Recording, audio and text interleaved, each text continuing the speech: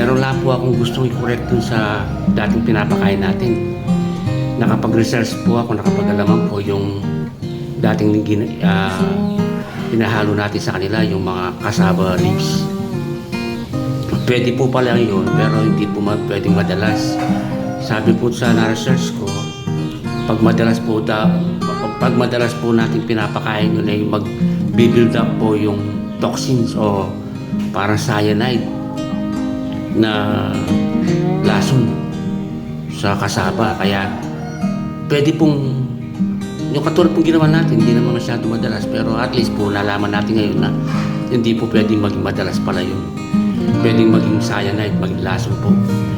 So, at saka po yung isa, yung ipil-ipil na sinabi ko, talaga pong totoong anti-parasitic yun.